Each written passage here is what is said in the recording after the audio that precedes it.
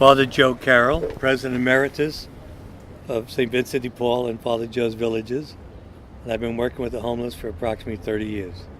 I was born April 1941 in the Bronx, New York. We didn't know we were poor till we went to college and learned about poverty. But I lived 8 brothers and sisters in an apartment, 2-bedroom apartment. So it was very tight, but we thought we had lots of space. It's a strategy of the city to push the homeless in the Barrio Logan to clean up downtown. I mean, that's their attitude. So they've been fighting us for years. When we first started, one of the priests in Barrio Logan told me an average day, 15 to 20 homeless people a day come to his door. Now it's maybe 1 or 2 a month because they come here to St. Vincent's to eat, to live, and they don't have to go begging throughout Barrio Logan. But if you're new in Barrio Logan, and there's one homeless person on your block, you're going to think it's forever. We do 4,000 meals a day. In that building, you'll see a complete medical dental clinic, job training center. All these high rises you see around the neighborhood are all ours. So we provide a lot of permanent housing. So we provide everything from emergency shelter to permanent housing. We deal with the whole spectrum of homelessness. So a lot of shelters focus on families, others focus on single men, single women.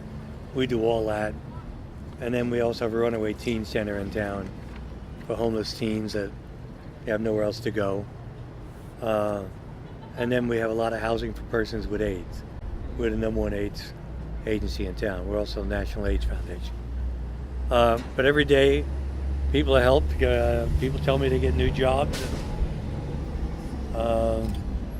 Teens move on to, our teen center has 30 teenagers and 98% are in college, go off to college or graduate college. One of our kids is teaching English in Beijing, and one is an African-American kid, never saw snow in his life. We took him up to the mountain. Nice. And now Northern Face, is that the? Face, yeah, that's the clothing company. He's their Top Gun snowboarder throughout the world. Wow, that's cool. And he started down here. So, if you give them an opportunity, people will do things. #1, and with high tech, we have a complete computer center because you don't work at any job. Even a taxi cab driver's got to run a little computer in this town. Computers are great to help people in need because if you're illiterate and don't want to admit you can't read a comic book, you can do it online and teach yourself to read. So you don't have to embarrass yourself. So every day there's miracles going on.